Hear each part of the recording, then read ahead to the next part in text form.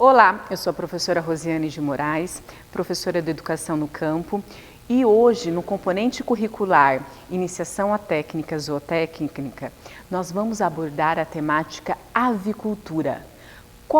Vamos estar abordando um pouco essa introdução do que é a criação de aves e como está essa criação a nível mundial e nacional. Vem comigo que nós temos muitas curiosidades.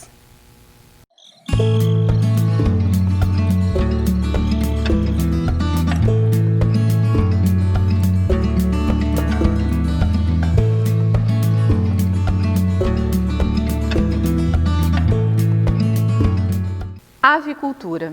Você sabe o que é isso?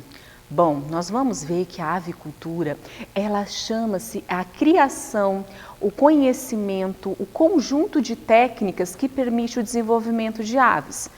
Mas aí, se a gente for parar a pensar, professora, mas essa questão de aves vai envolver só o frango, a galinha, a caipira, aquele de granja? Não.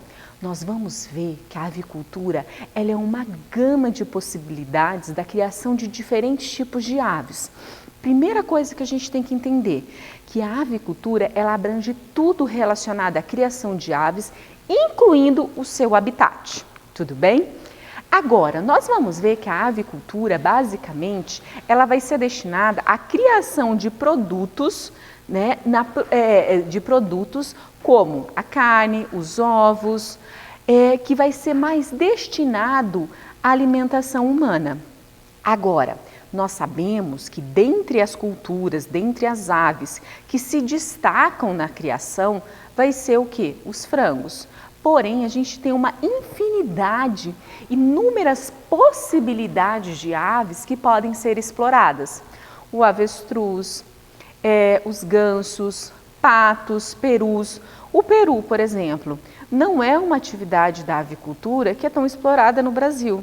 É tão comum a gente ver essa ave em que período mesmo do ano? Lá no Natal. Pois é.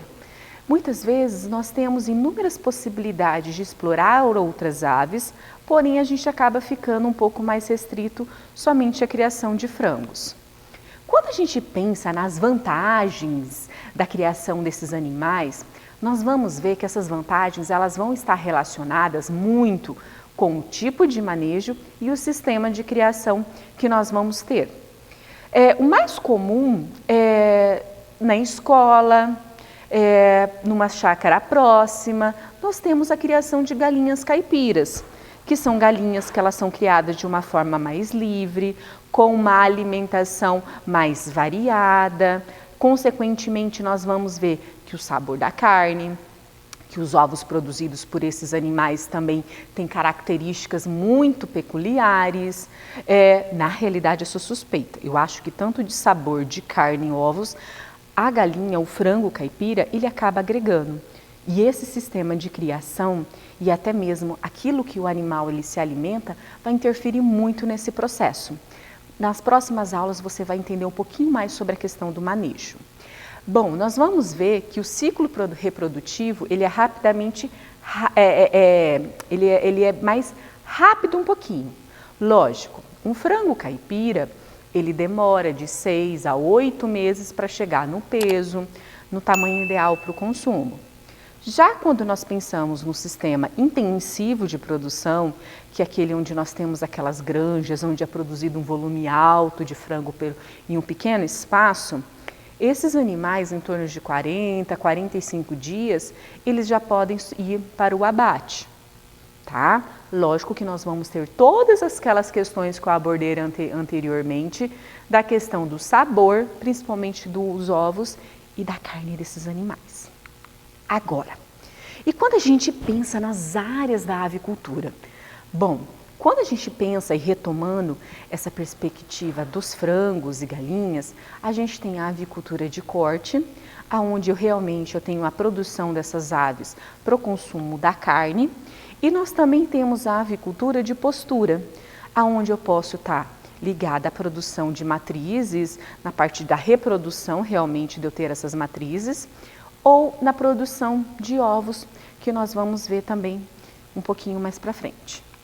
Quando eu penso assim, beleza, professora, de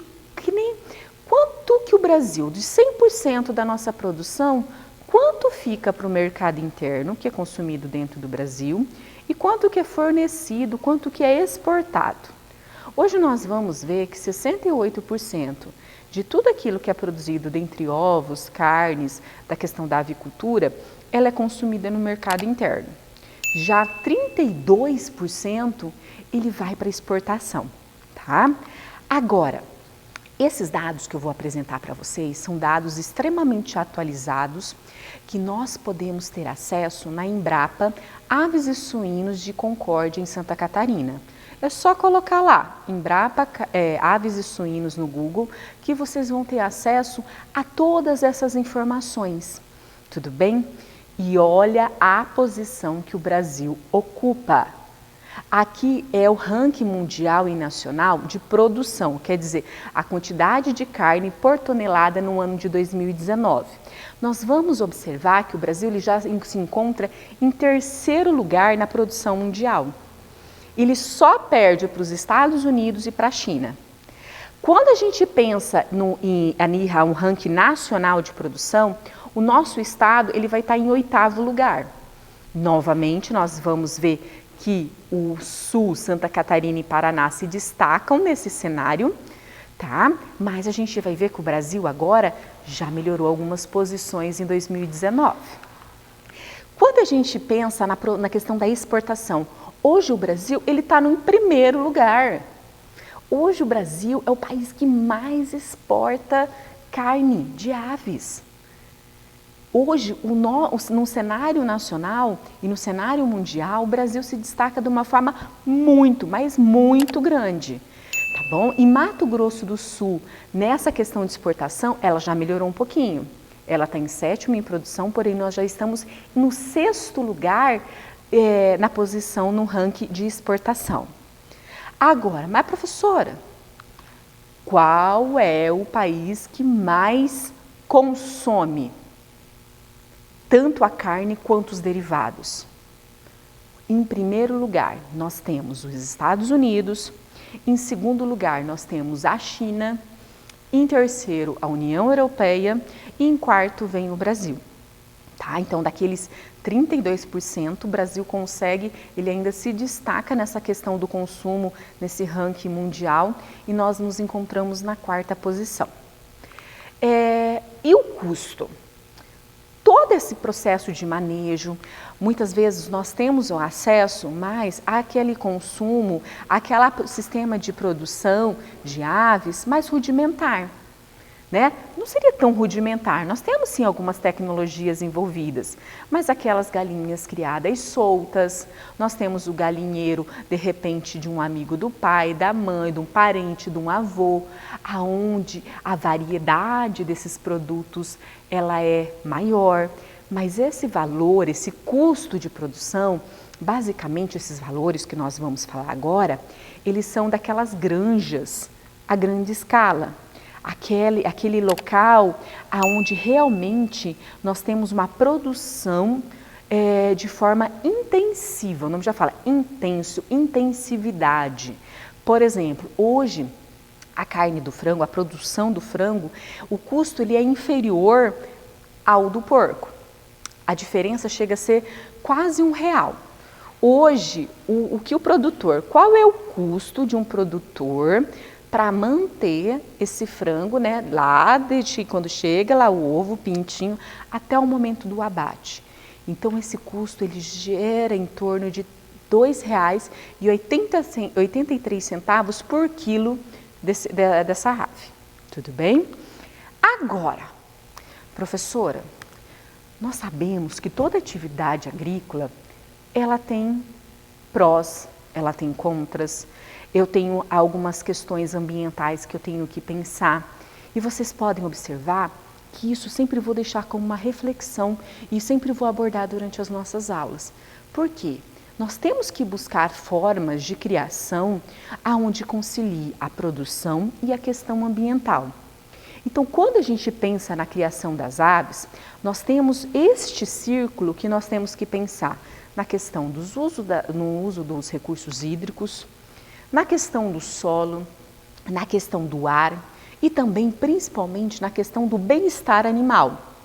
Ah, professora, animal tem bem-estar? Lógico que tem. Acabei de dizer para vocês, comem um franguinho caipira e depois vão lá e consumam aquele frango de granja, aquele do mercado. Você não vê diferença? O sabor não é outro? E os ovos? Faz um ovo mexido, faz alguma coisa assim. A coloração, até a própria textura quando você quebra a casca, ela é diferente. Tá bom? Então isso também tem a ver, não que lá na granja não está pensando no bem-estar, mas agora, galinhas criadas livres, pensando nessa parte, nesse animal que é mais explorado na avicultura, com certeza vai variar muito a questão do sabor, textura e tudo mais. Professora, ar, pensar nisso na questão ambiental, na criação de aves, sim. Hoje, quando um produtor ele vai montar o seu galpão, ele tem que saber a posição do sol, os ventos que predominam na região, porque realmente aqueles dejetos que ficam lá na granja, que comumente a gente chama de cama de frango, que são aqueles dejetos que ficam acumulados, eles exalam cheiros. E se eu não me atentar para a direção, se essa granja fica próxima de uma vila, de uma cidade, então toda a posição, né, o deslocamento desse ar, a questão da posição do sol vai interferir para que esse cheiro ele não chegue até esses locais que são mais habitados. A questão do solo também, os dejetos que são produzidos durante essa atividade, nós também temos que pensar. Se você for lá ver, será que você lembra lá será que eu posso pegar aquela cama de frango e já colocar lá no pé da minha plantinha? Não. Lembra que ele tem que curtir um pouco? Então nós vamos ver que tem vários processos químicos e biológicos que tem que acontecer para que eu possa também utilizar esse adubo. A questão da água também, assim como qualquer outra atividade, eu também tenho o gasto intensivo dessa água. Então, utilizar um sistema de captação de água, das chuvas, de repente construção de uma cisterna. Tem várias tecnologias hoje que podemos estar utilizando e auxiliando tanto esse pequeno produtor quanto esse produtor que tem uma visão e que quer investir um pouco mais. Bom, hoje nós mostramos que o Brasil é destaque no cenário, ele é o primeiro lugar na exportação dessas carnes da avicultura. E o cenário para 2020, que ainda teve todos os dados organizados, a perspectiva é que isso se mantenha. Bom, eu desejo a vocês um ótimo dia e até a nossa próxima aula.